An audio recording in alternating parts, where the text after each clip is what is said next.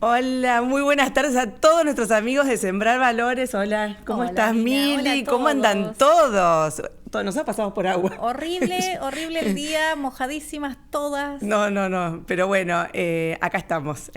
Seguimos poniendo el foco en el Día del Niño, en este mes del niño. ¿Cómo lo pasaron ese fin de semana?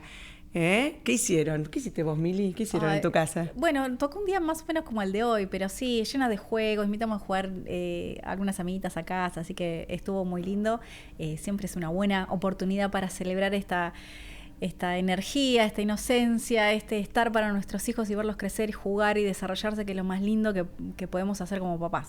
Qué lindo, ¿no? Bueno, seguir disfrutando y hacerles honor a los niños, que son el futuro, ¿no? Sí.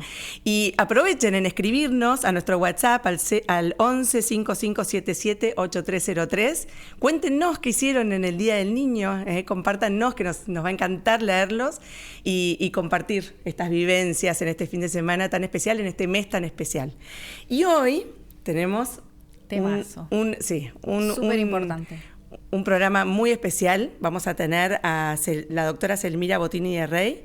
Ella es especializada en disforia de género, ella es pediatra, médica pediatra, y bueno, la tenemos acá en el piso para que nos cuente un poco qué está pasando, ¿no?, con todo este tema. Para aclarar un poco qué hay detrás de todo esto, ¿no? Si hay alguna clase de manipulación de algún lado, cuál es la problemática de verdad de estas familias, ¿no? Para ponernos un poco también en contexto y separar la paja del trigo en este tema que es muy delicado y afecta cada vez a más familias. Sobre todo el estar informados, ¿no? El tener información seria, real, y que eso nos ayude a tomar mejores decisiones.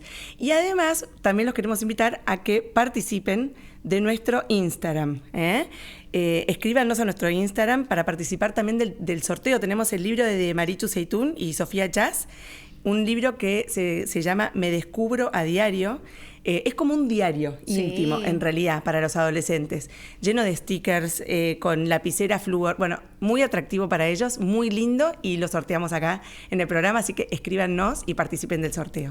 @Sembrar Valores en Familia, ahí pueden dejar el comentario y vamos a estar sorteándolo esta semana. ¿Tenemos a alguien más hoy, sí, no? Hoy también está invitada Luciana Massey, que es magíster en educación familiar. Justamente, este desafío, ¿no?, de la disforia de género afecta a toda la familia. Entonces, toda la familia tiene que aprender a empezar a sobrellevar de la manera que se necesita. Bueno, de eso vamos a hablar hoy con Luciana y, bueno, a ver, ¿cómo lidiamos con toda esta situación, ¿no? Entonces, este programa nos va a traer mucha luz, mucha información y, bueno, si lo más importante para vos es tu familia, quédate, porque te vamos a llenar de información valiosa, con los mejores profesionales para que vos puedas, como decíamos antes, tomar buenas decisiones con tus seres más queridos. Así que esperanos, que ahora venimos.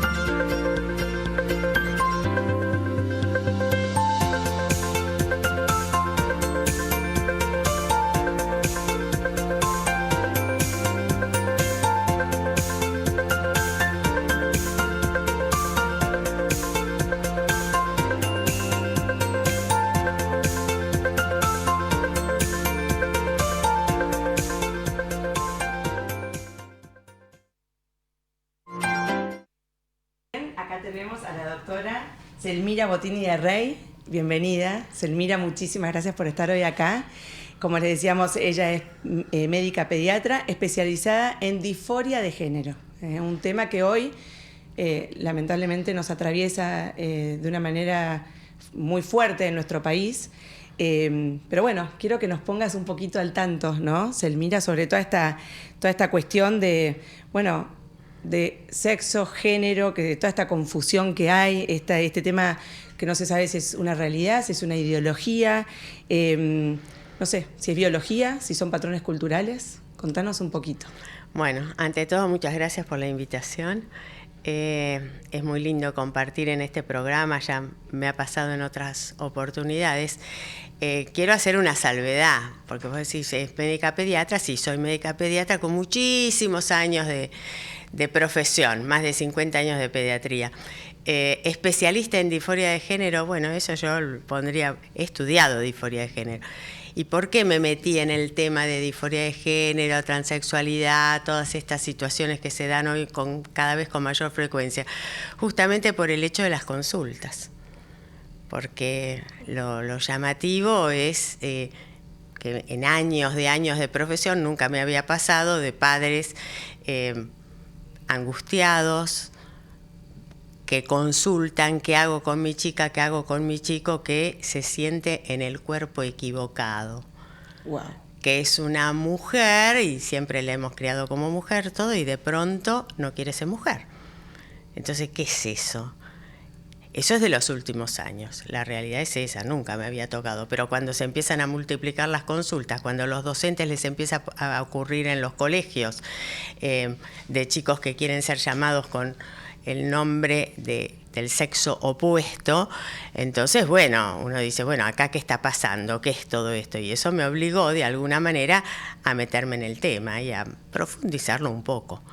Selmira, básicamente sí, para poder acompañar y poder entender de qué se trata todo esto, porque esto de la transexualidad o gente que se siente en el cuerpo equivocado y demás ha existido, no es una novedad, pero ha existido en un porcentaje re mínimo de la población, 0.01% de la población, y siempre o generalmente en varones y adultos. Y ahora nos encontramos con que esto cada vez más temprano se empieza a presentar. ¿Más temprano qué sería? Y más temprano que por ahí tenés padres con chicos de 5 años, de 4 años, que te dicen, ay, mi chico le encanta disfrazarse, es un varón que le encanta disfrazarse de mujer. Y entonces ya se lo empieza a rotular. Y se olvidan que en esas edades, justamente, que son edades muy sensibles en el desarrollo de la sexualidad, y los chicos hacen estas experiencias. Y eso no lo convierte en transexual, ni mucho menos. Pero si yo lo rotulo, si yo ya lo empiezo a ver con ojos diferentes y demás, bueno, las cosas cambian soberanamente. Claro, pero vos como doctora, o sea, como médica, pediatra, vos te decís, de repente te dicen que está en el cuerpo, que se siente en el cuerpo equivocado o lo que fuera. Que se autopercibe distinto a lo que es. Está bien, pero de eso que vos me decís, que es de vestirse de mujer siendo varón, a hacerse, a cambiarse el género es un abismo. ¿Qué pasa ahí en el medio? ¿Cómo es el proceso? Justamente, lo importante es ese medio, ¿no? Porque si yo a un chico que en edades susceptibles, entre los 3 y los 5 años, no lo sé ordenar, no lo sé llevar hacia donde corresponde, ¿qué es hacia donde corresponde? A tomar los patrones lógicos o culturales propios del sexo que le tocó. Vos hacia el comienzo dijiste, ay, la diferencia entre sexo y género, eso es básico. El sexo es algo biológico. Nacemos varones o nacemos mujeres, no podemos nacer de otra manera, no nacemos en neutro. El sexo no se elige, ninguno de nosotros eligió vivir, está clarísimo también eso. Ninguno de nosotros eligió la Argentina, siglo XX-XXI, los padres que tenemos, nada de eso elegimos. Tampoco yo elegí ser mujer, ¿eh? A mí me tocó ser mujer, me tocó una vida como mujer. Yo no elegí vivir, tampoco elegí ser mujer, pero yo tengo que dar respuesta a aquello que me tocó, a mi vida y al ser mujer. Sexo, no se elige ni se cambia. Otra aseveración que trae un lío fenomenal cuando yo lo digo, desde lo biológico. ¿Y por qué lo digo así tan segura? Y porque todas las células de mi organismo tienen una patente dada por los cromosomas sexuales, por el par 23, los cromosomas sexuales, que todas las células de mi organismo son femeninas, son XX, las del ojo, las del dedo gordo del pie, las del estómago, todas. Y las del varón tendrán la patente del varón, XY. Esto no se cambia. Entonces a lo mejor se siente lo que no es, se disfraza según lo que, o se viste según lo que no es, actúa como lo que no es, pero hay una diferencia abismal entre ser y parecer. Podrá llegar a parecer una mujer, parecer un varón según el caso, pero no es. No sé si se entiende. Sí, se entiende perfecto. ¿Y qué es esto de género? Y bueno, género va a lo sociocultural. Toda persona tiene distintos aspectos, no solamente lo biológico, lo psicoafectivo, lo social, lo intelectual, lo espiritual, ¿o no? Sí. Y bueno, es una integralidad, ¿no? Es una integralidad, y a esa integralidad es que le tendrá que hacer aprender todas esas características de su sexo.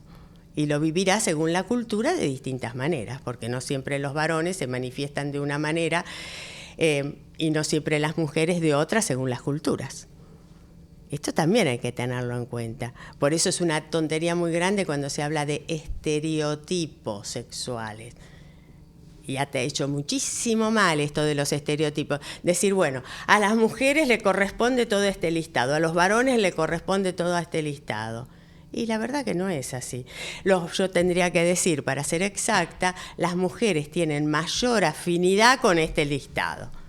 Los varones tienen mayor afinidad con este otro, pero que le corresponde, y si no se intercambian, no. Porque los roles sexuales son bastante intercambiables, son abiertos, la cultura influye, salvo todo lo que tiene que ver con la procreación. Ahí no hay tutías. A las mujeres le corresponden determinadas funciones y a los varones le corresponden determinadas otras. Y esto no se puede cambiar. No sé si voy muy rápido. No, está perfecto, está clarísimo. Más o menos es así. No, está perfecto. Y entonces cuando un chico va forjando, va dándose cuenta quién es, va dándose cuenta que es una persona, que no es la mamá, que tiene determinadas características, el yo soy, el gestar o ir desarrollando su identidad, y bueno, hay distintos elementos que juegan y que los adultos o los padres, los que acompañan al chico, lo tienen que ir guiando, no imponiendo nada, pero guiándolo sí. Y si por ahí toma conductas que en esa sociedad no son las que corresponden a los varones o no son las que corresponden a las mujeres, bueno, orientándolo a lo que le corresponde. Bien. Y entonces, digamos, ¿tiene alguna explicación frente a esto que vos decís? Porque hay algún fenómeno que está generando esto, ¿no? Y vos hay dijiste que antes eran fenómenos. más varones, ahora son más mujeres. Sí. ¿A qué edad? ¿Por qué más mujeres? Hoy se habla de un cambio de sexo, de un trastorno.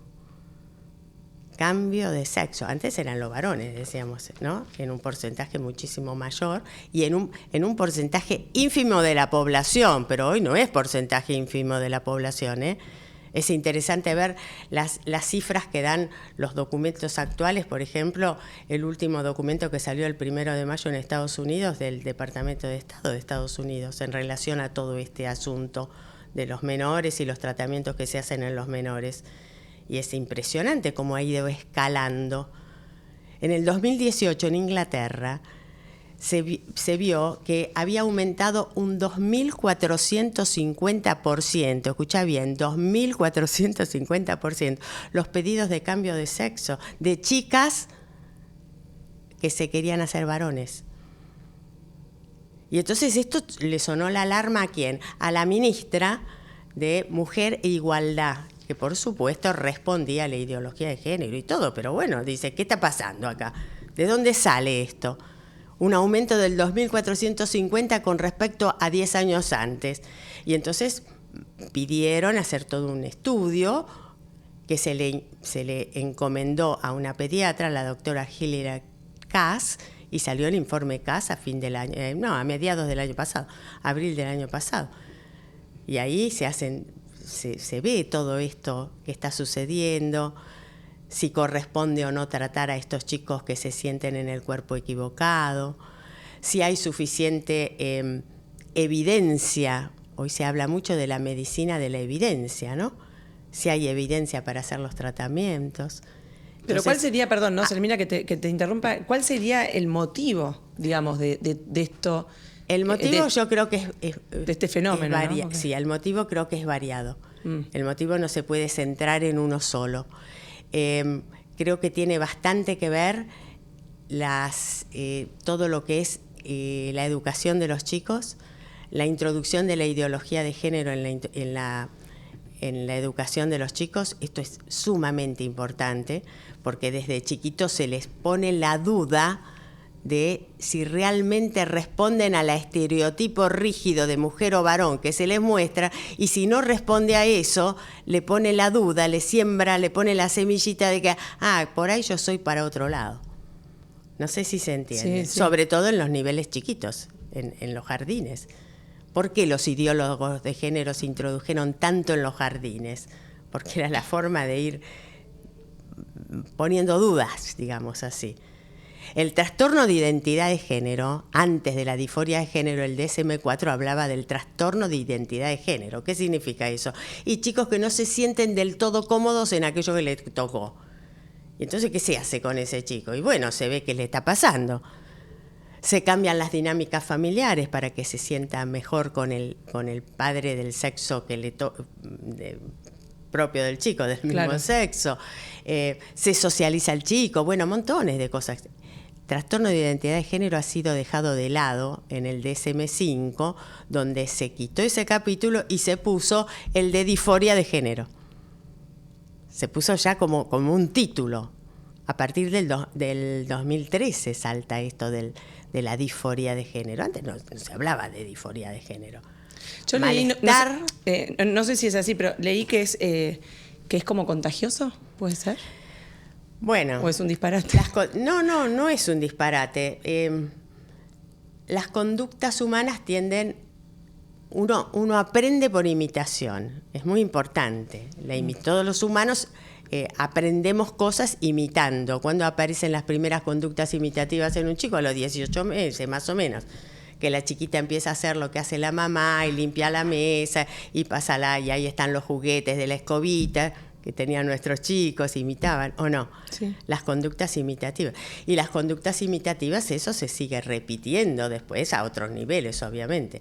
Y cuando en un colegio hay una chica que quiere que la nombren, que se llama Rosa, quiere que la nombren Juan, que se empieza a usar indumentaria de varón, y bueno, hay algunas compañeras que empiezan a imitar. Y esto se ve, Por eso son alarmas que tocan en la transición, lo que se llama la transición en grupo. Las conductas imitativas. Selmira, ¿y a vos qué hay atrás de todo esto? Porque... No, pero antes que eso, sí. Antes de lo que hay atrás, a mí me interesaría, porque vos me dijiste causas. Sí. Bueno, las causas me parece, yo te digo, la ideología de género sí. Para la educación sexual, una cosa muy importante. Otra cosa muy importante es esto de el interés superior del niño en clave de autonomía. El niño tiene que hacer lo que quiera porque tiene el derecho. Derechos del niño me parece espectacular. Ahora, en clave de autonomía le agregan progresiva. Está bien, autonomía progresiva. ¿Quién de alguna manera califica esa progresión?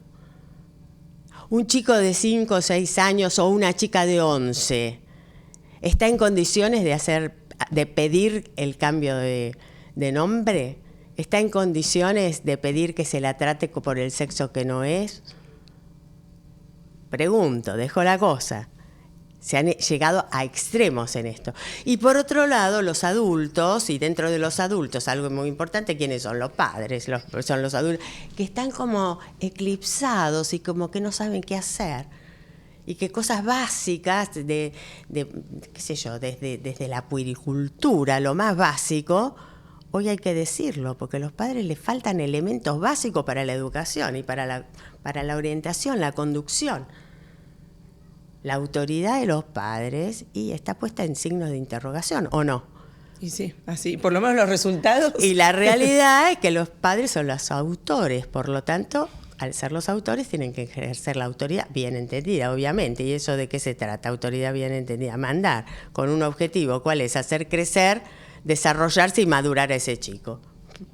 O sea que se podría decir, digamos, que los factores están en la educación, la ideología de género, más o menos, ¿no? Aprendemos que se aprende por imitación también. Sí. Y el interés superior del niño en clave de autonomía. Y me falta uno importantísimo, que es la irrupción de los teléfonos inteligentes y las redes sociales. Pero importantísimo. Hay autores que hablan, que dicen, bueno, todo esto ¿cuándo empieza? Y en el 2007. ¿Qué pasó en el 2007? Y se creó el iPhone, el primer teléfono inteligente. Y de ahí en más surgen un montón de cosas. Y la irrupción de las redes sociales, y bueno, esto explica, por ejemplo, que el fenómeno de la disforia, por usar el término que se usa hoy, es mucho más frecuente en las mujeres que en los varones. Como que son tremendamente más sensibles a las cosas que se les presentan en las redes. Es interesante. Hay un sociólogo americano, sociólogo social, que se llama John Haidt. Y John Haidt tiene un libro importantísimo donde trata todas estas cosas. ¿Qué pasa con la crisis de salud mental que hay en niños y adolescentes? Porque esto se da en un contexto. Sí, ¿En qué contexto? En el contexto de crisis de salud mental en niños y adolescentes.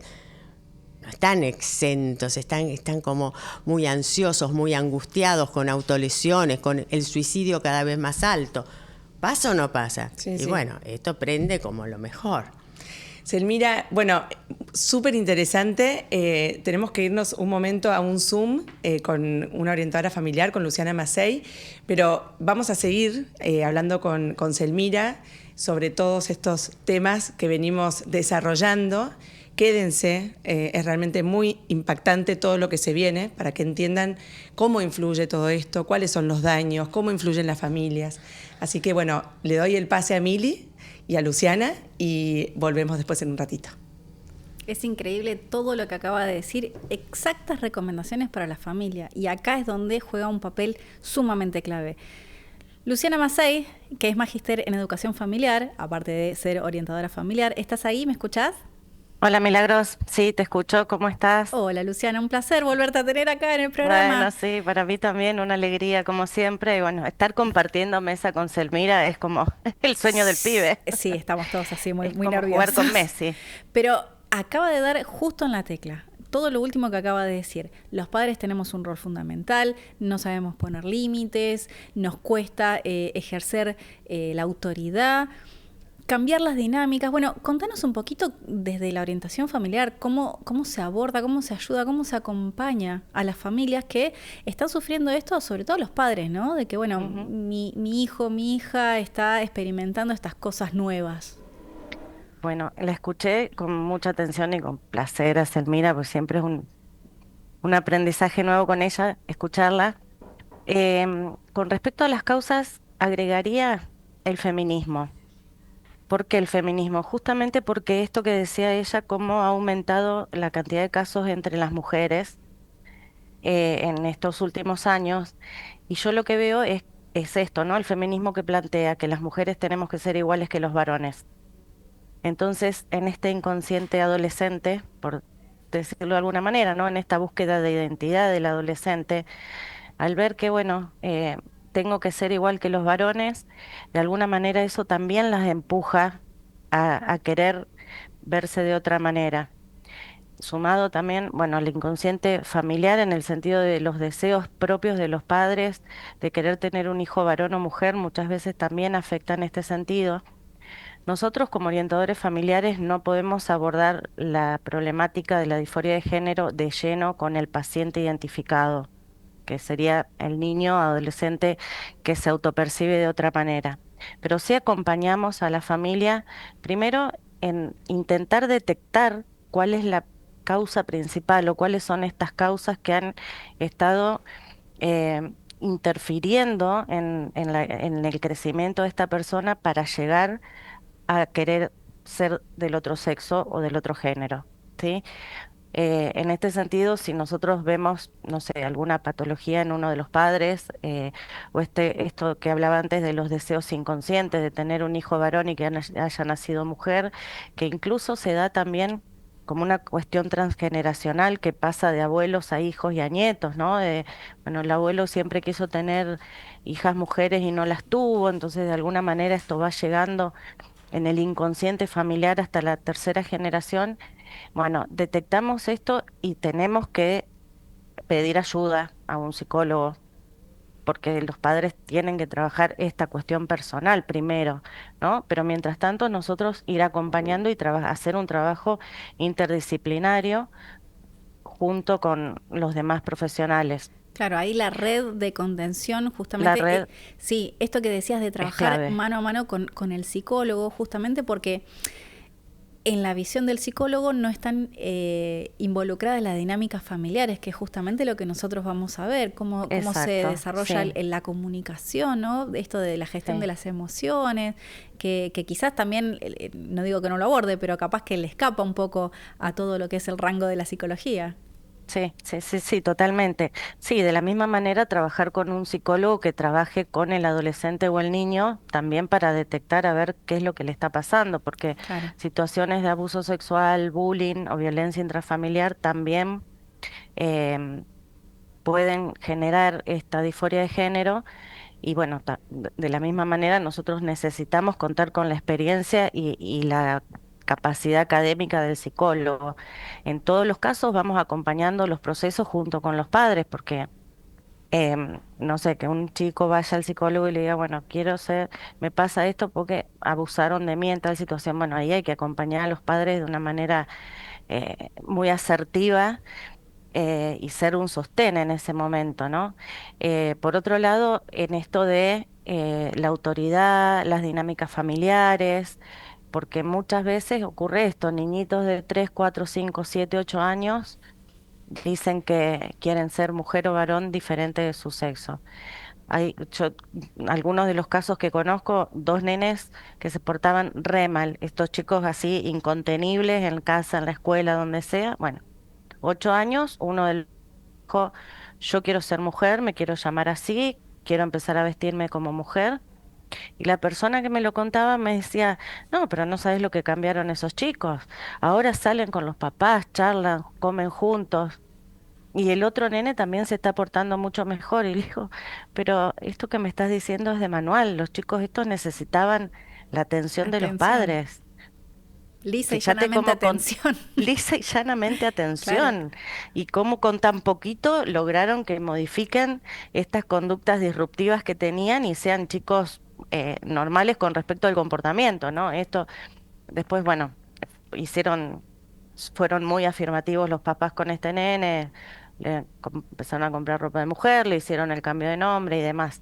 Entonces, en esto también, bueno, conocer la dinámica familiar para ver qué es lo que puede estar llevando a este niño o a este adolescente a querer hacer un cambio. Claro, o a los padres, Y ¿no? También a poder identificar que esto no sea una adhesión ferviente de ideología de los padres y que, como decía Selmira hace un rato, ¿no? La parte exploratoria de todo niño, ¿no? sí, Que, no sé, mi hija quiere ser el Superman y no por eso tiene disforia de género, claro, pero que los padres sí, tengan por ahí mucha adhesión y efervescencia, hasta en algunos mm, casos, con esa sí, sí, ideología y que sean los que empujan también a esos niños. Porque ahí justamente está el entramado que justamente la orientación familiar va a ayudar a que se ponga un poquito de orden, a que se sí. comuniquen esas ideas, esos sentimientos, esas ideologías, esas adhesiones que obstaculizan el desarrollo de los niños.